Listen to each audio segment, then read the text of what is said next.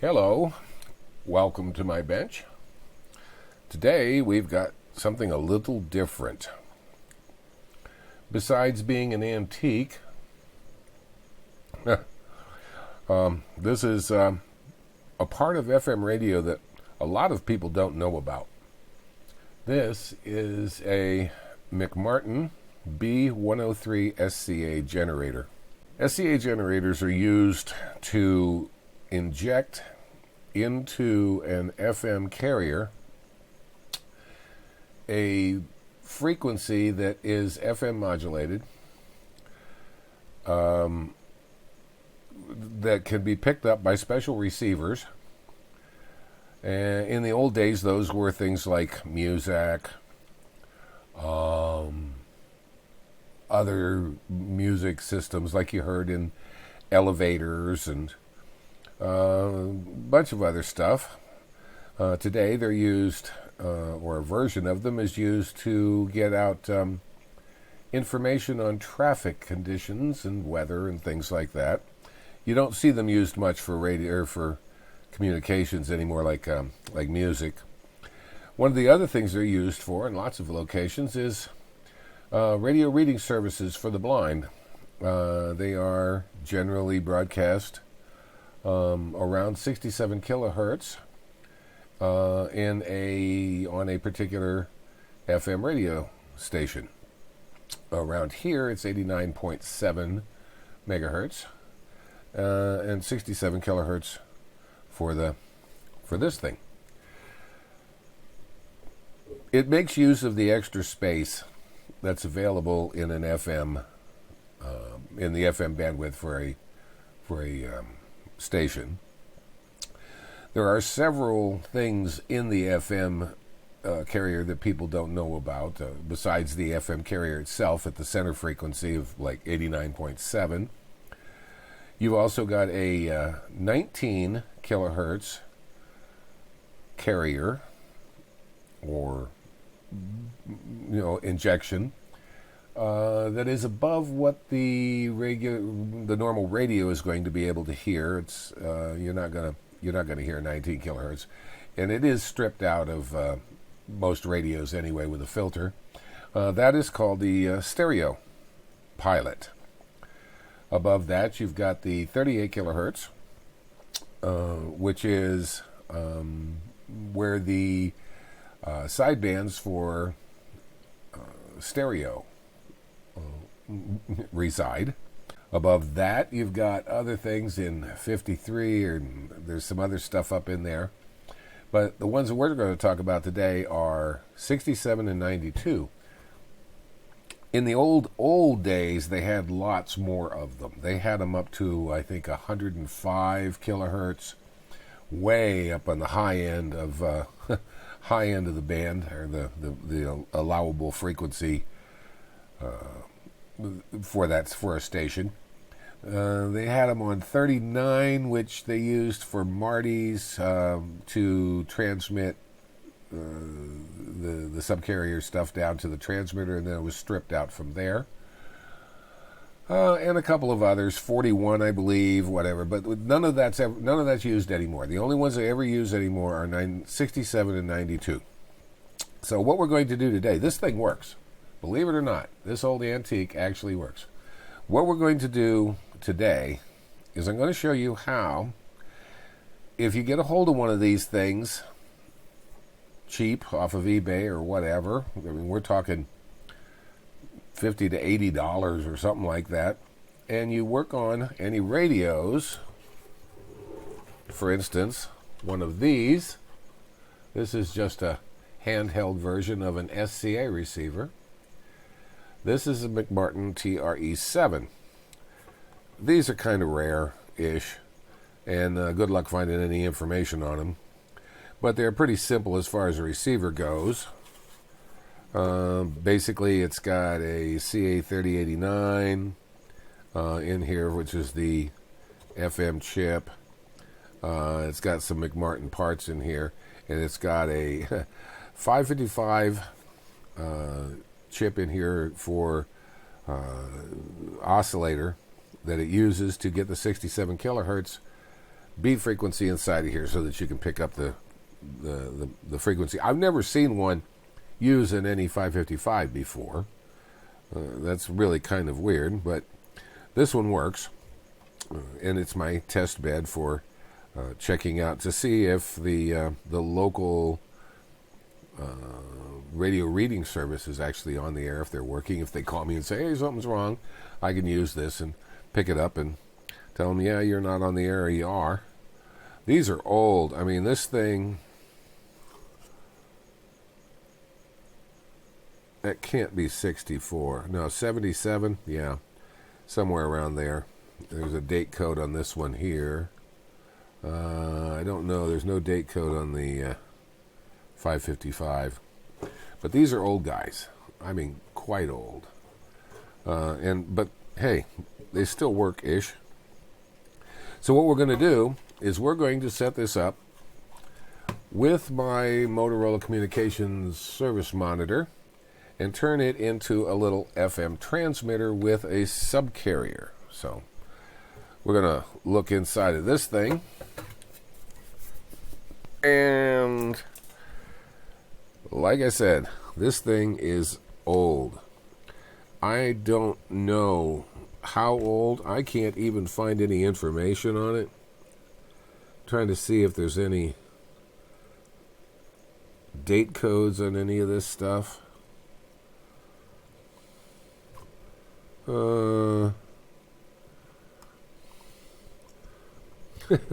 Doesn't look like it.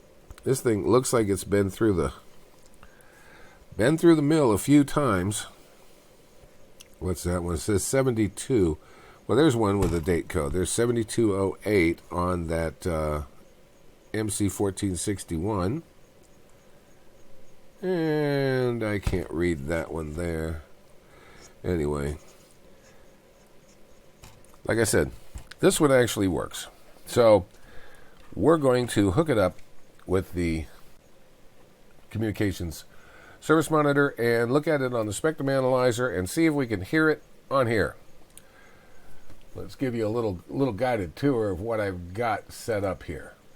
There's the spectrum analyzer, which we're going to be using. Down here, this is my my audio source, which I've got set to 600 hertz and about 5.5 volts at this point. It depends on what the input needs. And there's my communications test set over there. What we're going to do is we're going to take the output of this guy right here and plug it into here.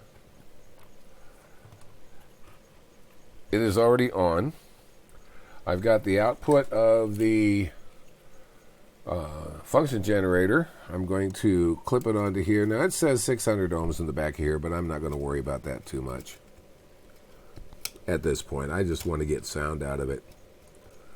All right, so now I've got 600 hertz going into it, and we're going to turn the generator on. And let's take you back up here so you could see this. We'll turn the generator on, and I've got it set up, as you can see, span from 89.66 to 89.792, and we're looking for something's going to be right about there. Carrier over here for FM, and some little bump somewhere around here. Let's see, 89 point whatever when I turn it on. So this guy's already on. There we go. All right, so what we've got, if we look at our frequency up here, which you can't really see it, but it's 89.7669. Let me turn the input level down so that we got just a clean. That other stuff on there was the deviation. So we're looking at 89.7669. So what we want is 89.7640. What am I on? Frequency. Let's turn this back to 640, if you can see it, 89.7640. And we're going to tweak on the frequency adjust, the carrier frequency adjust, and move it. Well, it won't move quite that far. All right, well, it's going to be close enough. Like I said, this thing is quite old, and I'm sure things have drifted a little bit. And now we're going to give some power to our little receiver here. These things, I don't know what they run on. They got some weird battery that they put in there that it takes the whatever voltage the battery has, drops it down through a series of resistors to whatever it needs. But I find that if you put 10 volts into these, they seem to work okay. Ugh. Like I said, I can't find any information in this TRE7. If anybody out there's got some, let me know. All right. So, we are there. All right. There's your main channel. You can't hear it because the transmitter's on. There. There's the main channel for that frequency. And there is radio reading service. Okay. Now, I'm going to turn on the generator on the communications service monitor and give it some level. Okay. All right, we've got turn the mute off. There we go. There's our 600 hertz, 700 hertz, 800, 900.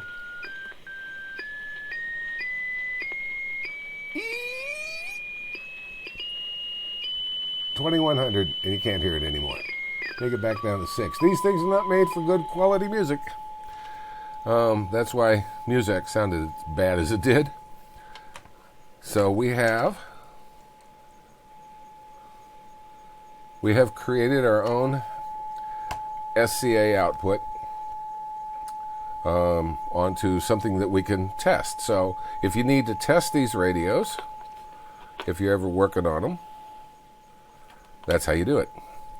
You take the output of this, you connect it to the input here.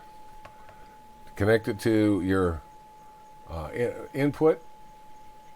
What do they call it? External modulation input. You set it up for about 5 kilohertz, which is what these run on, about 5 kilohertz of deviation. And you adjust your output on your spectrum analyzer, scope, or what. You could do this with an SDR, actually. You adjust your output to a level that doesn't overdrive it and get into your main for testing. Out in the field, you have them set up to so many percent of injection, 6 to 12% injection, with a 5 kilohertz deviation or 6 kilohertz deviation, depending on what you want. And you can broadcast to a receiver that you can pick it up and find out if your SCA generators are working and or your SCA receivers are working. If I take this and switch it over to the main, I'm not going to get anything because I'm swamping it with this thing's putting out what? 0.99 volts. Let's there's about 98 millivolts coming out of this little rubber ducky antenna here. So you see, you could just barely see it. I don't know, can we get this down any farther? Amplitude. No, not really. I'm just picking it up with this little, with a hunk of wire and a paper clip. So it's not It's not like I'm feeding it directly into it. Okay, that's enough of that. All right. So let's go and look at the front end of this thing and see what we've got, just so you understand some of it.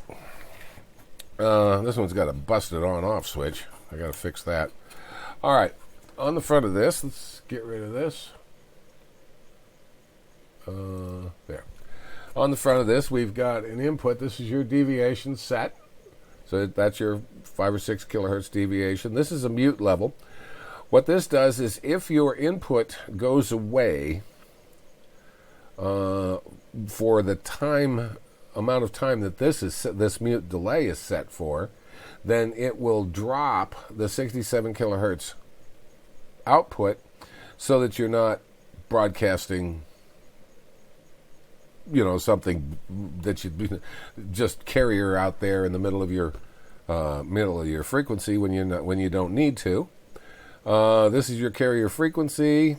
This one is set for 67 plus or minus, I don't know, maybe a kilohertz. This is your output level. This is going to be your injection, how much you're putting into that you're putting out to your transmitter or through whatever your STL or whatever you're driving it with, or studio transmitter link. This is a peak light. This peak light is set up with this knob here, so that you want to set it so that your modulation, I forget right now what you're allowed exactly. I'd have to look it up. It's in the regulations, but you can get, this one goes from 50% modulation to 120. And these little radios will pick up surprisingly well, way down low in the modulation. This is a light comes on that says that your mute is active, which means you're not broadcasting your SCA. This is a auto and defeat switch. If you turn this on, then it goes all the time. It doesn't pay any attention to the mute. Let's see, what else? There's a power and an on-off switch. This is the part that's busted. I got to replace the switch here. And the back of it, you've got a fuse. You've got your approximately 4 kilohertz and 6 kilohertz deviation set so that you can vary that down if you want to. If you're going to do just talk, you want to get this deviation down as low as you can so that you stand less of a chance of interfering with your main carrier, or, well, not vice versa, but your main carrier. You don't want to use any more deviation than you absolutely necessarily have to get your information across to your receiver. This is the output. Right now it's going to my communications test set, but you would take this to your STL or to your transmitter, depending on how you've got your station is set up. This is your input with 600 ohms. Somebody's put a little transformer back here. I don't know what it is. It's blue. It might be a high impedance to 600 ohms because they were feeding it with something non-radio station-ish. And this is one of those little very expensive little transformers, matching transformers, that goes into this series of coils and capacitors between these two boards, which sets up your 67 kilohertz or your 92 kilohertz or your 41, 105, whatever it was in those days. This isn't crystal controlled or resonator controlled at that frequency. I guess this is regular old, resistor, capacitor, coil setups for RC constant, and I don't have a manual for this. That's about as far as I can go in explanation. This, as far as I can tell, McMartin and everything I can find from McMartin, they refuse to admit that they ever built this thing, but hey, I don't know why. It works, and it works darn well. Anyway, there you go. There's a look at how to take an SCA generator and use your communications test set, or quite frankly, any FM generator that's capable of FM with an auxiliary modulation input, it would work fine on anything like that. So if you had, say, I don't know, one of those Ramsey kits or something like that, you could use this and inject in it an SCA, which I believe would be flat out illegal. I'm pretty sure it would be. But, hey, that's the... I don't know how much they pay attention to this stuff anymore, but I assume they do. But for testing purposes, on a bench, it's fine. You can do this. You're not getting out to the world. Nobody really hoots. So, anyway, there you go. Hope you enjoyed the video, and if you do, give it a thumbs up, and be sure to subscribe and hit the bell so you know when I'm doing more of this stuff. This one was just for fun. I thought I'd show how this works, and that you can make any little transmitter into an SCA capable device. Like anybody cares. All right. Till next time.